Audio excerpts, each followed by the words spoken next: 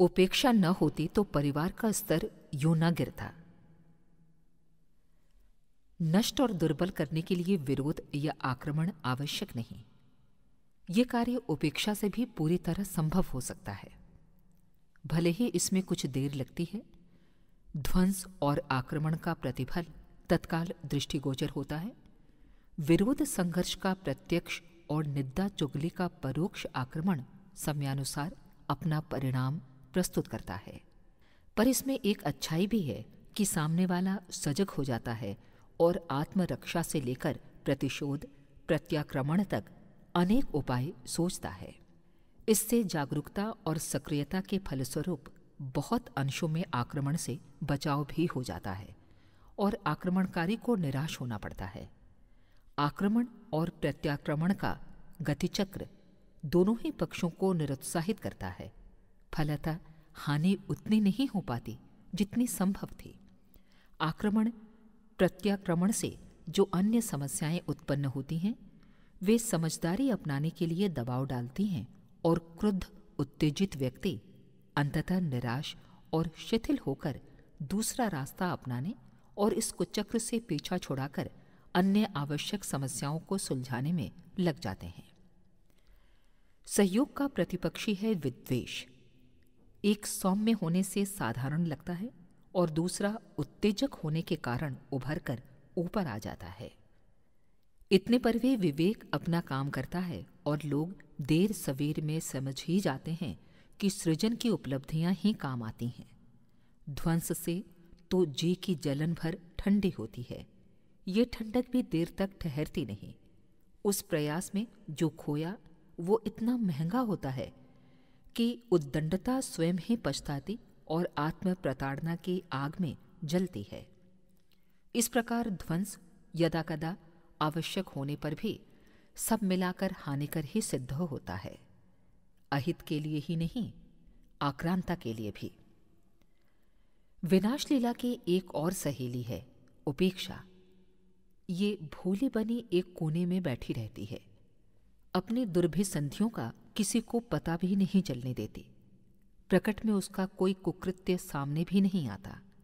फलतः बचने बचाने की सावधानी बरतने की आवश्यकता भी समझी नहीं जाती। उसकी भर्त्सना भी नहीं होती। जिसकी हानि ही न समझी जाए, उससे बचने का प्रयत्न भी कोई क्यों करेगा। अनेक दुष्प्रवृत्तियां अपना व्यवसाय इसी रूप में चलाती हैं। वे मनुष्य के विचार, स्वभाव और व्यवहार में धीरे धीरे घुसती चली जाती हैं और एक आदत के रूप में व्यक्तित्व का अंग ही बन जाती हैं। आहार विहार का असंयम इसी स्तर का है। आलस्य प्रमाद को भी इसी श्रेणी में सम्मिलित रखा जा सकता है। अपव्यय, सजधज, व्यसन, कुसंग जैसे कितने ही दुर्गुण ऐसे हैं जो धीरे धीरे अभ्यास में आते रहते हैं और चेतना पर पूरी तरह कब्जा जमा लेते हैं। नशेबाजी जैसी घातक आदत धीरे धीरे पड़ती है और परिपक्व बनने पर आवश्यकता ही नहीं, विवशता बनकर दिमाग पर छाई रहती है। ये सब होता कैसे है? इसका इतिहास एक ही है, दुर्गुणों की उपेक्षा, उसकी हानि पर ध्यान न देना और विष बेल के उगते ही उसके उन्मूलन का प्रयत्न न करना। बीमारियां भी इस क्रम से शरीर में घुसती हैं, घुन की तरह उसे भीतर ही भीतर खोखला करती हैं। प्रकट तब होती हैं जब पानी सिर से ऊपर निकल जाता है। सद्गुणों के संबंध में बरती जाने वाली उपेक्षा ही मनुष्य की पिछड़ी स्थिति में पड़े रहने की जिम्मेदार है। कोई भी व्यक्ति स्वास्थ्य संवर्धन की ओर जागरूक रहने लगे और उन प्रयत्नों में रस लेने लगे तो इतने भर से उसका शरीर दुर्बलता और रुग्णता से पिंड छुड़ाकर बलिष्ठ दीर्घजीवी बन सकता है। अध्ययन में रस आने लगे तो व्यस्त व्यक्ति भी जैसे तैसे उसके लिए अवसर निकालता रह सकता है और अंततः अन्यों की अपेक्षा कहीं अधिक विद्वान, बुद्धिमान बन सकता है। अवसर न मिलने का बहाना विशुद्ध रूप से आत्म प्रवंचना है। जिस भी काम में रस आने लगेगा उसके लिए न केवल समय मिलेगा वरन सोचने और करने के लिए भी सुविधा मिलेगी। साथ ही साधन भी जुटते चलेंगे। प्रगतिशील लोगों की सफलता पर गंभीर दृष्टिपात किया जाए तो एक ही निष्कर्ष पर पहुंचना पड़ता है कि उत्कर्ष का बीजारोपण अभीष्ट प्रयोजन से रस लेने से आरंभ हुआ था और तत्परता बरतने भर से सहयोग मिलने और साधन बनने के आधार खड़े होते चले गए। पिछड़े लोगों के दुर्भाग्य का पर्यवेक्षण करने पर भी प्रायः यही निषेधात्मक पक्ष सामने आता है। उनके पास भी समर्थता एवं परिस्थितियों में कमी नहीं थी। न साधनों का अभाव था, न अवसर की कमी। कठिनाई एक रही कि सच्चे मन से न प्रगति की आवश्यकता समझी गई और न तत्परता पूर्वक उसकी चेष्टा की गई। फलतः पिछड़ापन लदता चला गया। साधन एक एक करके समाप्त हो गए और दरिद्रता का दुर्भाग्य जड़ जमाकर बैठ गया। लकड़ी को घुन, शरीर को विषाणु, धन को दुर्व्यसन, यश को दुराचरण नष्ट करता है। मनुष्य के भविष्य को अंधकारमय बनाने में उस उपेक्षा वृत्ति का सबसे बड़ा हाथ रहता है, जो न तो अवांछनीयता को पहचानने और न उसे उठाने में तत्परता प्रदर्शित करती है। सौभाग्य आकाश से नहीं टपकता, वो प्रयत्नपूर्वक उपार्जित करना पड़ता है। साधना से सिद्धि का सिद्धांत सौभाग्य के देवता का अनुग्रह उपार्जित करने में पूरी तरह लागू होता है। साधना का अर्थ जागरूकता, तत्परता और सद्भावना के समन्वय से बनने वाली श्रद्धा है। जहाँ श्रद्धा है वहीं साधना है। जहाँ साधना होगी वहाँ आज नहीं तो कल सिद्धि को जा पहुँचने के लिए विवश होना पड़ेगा। इन तथ्यों की जब तक उपेक्षा होती रहेगी, मनुष्य को इतनी हानि उठानी पड़ेगी जितनी आक्रमण या ध्वंस के रूप में आने वाले संकटों से भी नहीं होती। परिवार संस्था की प्रस्तुत दुर्गति के मूल में यही एक विडंबना काम करती है और विभीषिका के रूप में परिणत होती देखी जा सकती है। शरीर के बाद जीवन यापन की दूसरी व्यवस्था परिवार के साथ ही जुड़ी हुई है। घर परिवार को दूसरा शरीर कहा गया है। निर्वाह की कुछ सुविधाएं शरीर जुटाता है और कुछ की पूर्ति शरीर द्वारा होती है। एकाकी जीवन यापन तो बहुत छोटे दर्जे के कृमि कीटक ही कर पाते हैं, अन्यथा हर विकसित प्राणी को सहयोगी जीवन पद्धति पारिवारिकता अपनानी पड़ती है। चींटी, दीमक, मधुमक्खी, टिड्डी जैसे छोटे कीड़े अपनी निर्वाह प्रक्रिया सहकारिता के आधार पर चलाते हैं। पशु पक्षियों में तो ये और भी अधिक विकसित होती जाती है। मनुष्य की वरिष्ठता का तो एकमात्र कारण यह सहकारी प्रवृत्ति ही है, जिसके कारण पारस्परिक आदान प्रदान संभव हुआ और उपलब्धियों की परंपरा से पीढ़ियां अधिकाधिक लाभान्वित होती चली गईं। बुद्धिमत्ता उपार्जन है, सहकारिता बीजारोपण। इस सहकारिता का जो प्रयोग मनुष्य को सबसे अधिक प्रभावित करता है, वो परिवार संस्था के अंतर्गत चलने वाला सहकारी जीवन ही है। शरीर के विभिन्न अवयव अपनी अपनी विशेषता और क्रियाशीलता से जीवन को समर्थ और समृद्ध बनाने में योगदान देते हैं। ठीक इसी प्रकार परिवार में चलने वाली विभिन्न प्रवृत्तियों के फलस्वरूप गृहपति का ही नहीं, उस परिवार में रहने वाले पूरे समुदाय का निर्वाह क्रम चलता और भविष्य निर्धारण भी होता है। महत्व की दृष्टि से शरीर के बाद दूसरा नंबर परिवार का ही आता है। यहाँ एक बात बार बार ध्यान रखने योग्य है कि परिवार का अर्थ अंश वंश के लोगों का जमघट मात्र नहीं, वरन वो व्यवस्था है जिसमें जीवन निर्वाह की प्रक्रिया मिलजुल कर चलाई जाती है। गुरुकुलों एवं आरण्यकों को भी परिवार प्रक्रिया का ही सुविकसित अंग माना गया है। यूं छावनियों और सरायों को भी एक दृष्टि से इसी व्यवस्था में सम्मिलित कर सकते हैं।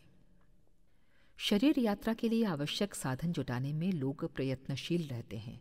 परिवार की आवश्यकताएं पूरी करने का प्रयत्न भी होता ही है, किंतु दुर्भाग्य ये है कि इन दोनों को ही समर्थ और उत्कृष्ट बनाने के लिए न तो आवश्यक जागरूकता ही बरती जाती है और न ही तत्परता। फलतः शरीर जैसा बहुमूल्य यंत्र दुर्बल और रुग्ण बना रहता है। जितनी सेवा संभव थी उतनी कर नहीं पाता।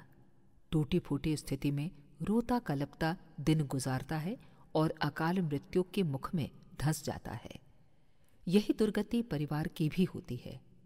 व्यवस्था की दृष्टि से कुरूपता, गंदगी, बर्बादी, विशृंखलता का दौर छाया रहता है। भावना की दृष्टि से स्वार्थों का थोड़ा सा तालमेल भर जिस जिसमें देखता है, शेष को बाड़े में बंद भेड़ों, जेल में बंद कैदियों या सराय में पड़े हुए मुसाफिरों की तरह अपना समय गुजारना पड़ता है। न सहयोग, न सद्भाव, न विचार विनिमय का आदान प्रदान, आपाधापी ही सिर पर चढ़ी रही और सबको अधिक पाने की ही धुन सवार रही।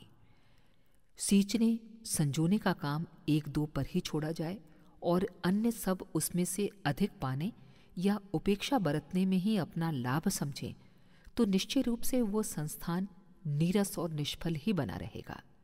न उत्साह दृष्टिगोचर होगा और न ही उल्लास, न समृद्धि बढ़ेगी और न प्रगति संभव होगी। शरीर की महत्ता समझी गई होती और परिवार की गरिमा को ध्यान में रखा गया होता तो इन दोनों ही बहुमूल्य तंत्रों को उपेक्षा का शिकार न होना पड़ता। उत्तेजना गर्म आग है और उपेक्षा ठंडी। अत्यधिक गर्मी की तरह अति शीतता भी समान रूप से विनाशकारी सिद्ध होती है। आवश्यक नहीं कि पौधे को उखाड़ फेंकना ही जरूरी हो। उसे खाद पानी न देने, सर्दी गर्मी से न बचाने एवं पशु पक्षियों द्वारा नष्ट किए जाने की सुरक्षा न रखने पर भी पौधा अपनी मौत मर जाएगा। ये अहिंसक हिंसा है जिसका दूसरा नाम उपेक्षा भी है। विनाश के मूलभूत कारणों में ध्वंस और आक्रमण की भूमिका भी कम नहीं, पर यह ध्यान रखने योग्य है कि उद्दंडता जब तब ही आंधी तूफान की तरह आती और चली जाती है। निरंतर की हानि स्थायी प्रदूषण से ही होती है। उपेक्षा वो विषाक्तता है जो क्रमशः नस नाड़ियों में प्रवेश करती है और संबद्ध सभी घटकों को मूर्छित एवं विकृत बनाकर रख देती है। संसार के हर क्षेत्र में प्रकृति की असीम संभावना विद्यमान है।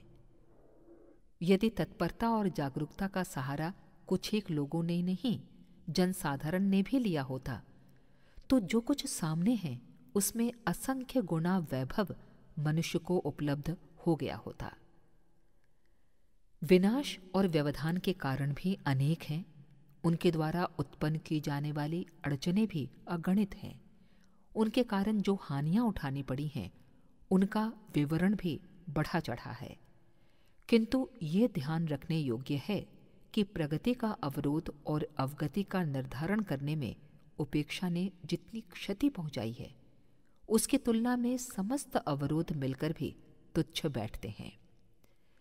जहां तक परिवार संस्था का संबंध है, उन्हें शरीरों की तरह ही उपेक्षा के गर्त में गिरना और अनेकानेक विपत्तियों विकृतियों का शिकार बनना पड़ा है।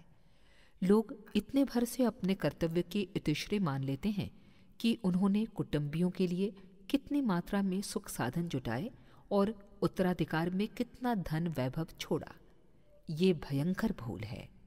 इस प्रयास में प्रयत्नकर्ताओं का तो कचूमर निकलता ही है। कुटुंबियों को भी उस अनौचित्य को स्वीकार करने पर अपनी पवित्रता, प्रतिभा और प्रखरता से हाथ धोना पड़ता है।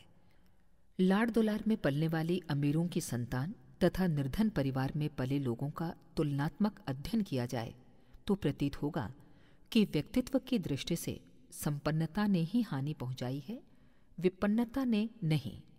भोजन अपने परिश्रम से ही पचता है, वैभव भी उतना ही हजम होता है जितना कि अपने निज के पराक्रम पुरुषार्थ से कमाया गया हो।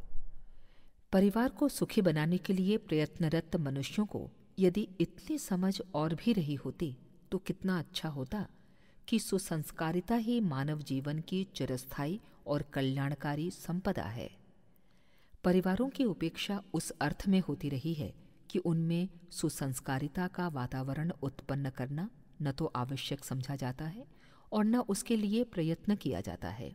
जिस संदर्भ में जागरूकता बरती जाएगी उसकी अभिवृद्धि होगी और जिसकी उपेक्षा होगी उसकी क्रमशः अवनति ही होती जाएगी।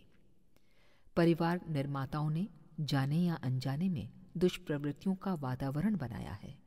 फलतः उन्हें फलते फूलते देखा जा सकता है। हर कुटुंब दोष दुर्गुणों का भंडार बनता जा रहा है।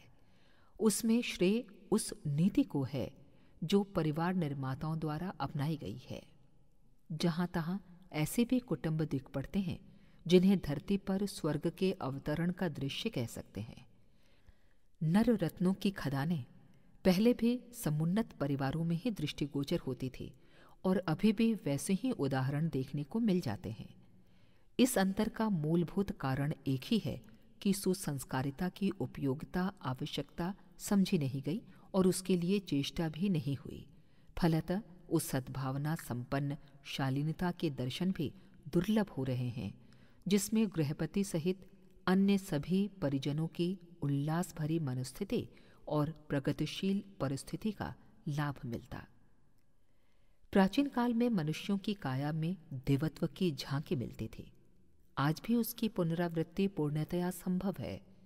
शर्त एक ही है कि संपन्नता की ही तरह शालीनता का भी महत्व समझा जाए और उसके अभिवर्धन का भी वैसा ही प्रयत्न रुचिपूर्वक किया जाए जैसा कि सुविधा साधन बढ़ाने के लिए किया जाता है।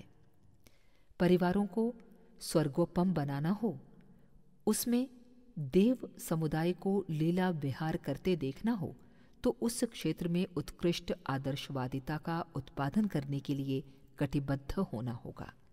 इस संदर्भ में बरती जाने वाली उपेक्षा तो अविलंब समाप्त करनी होगी।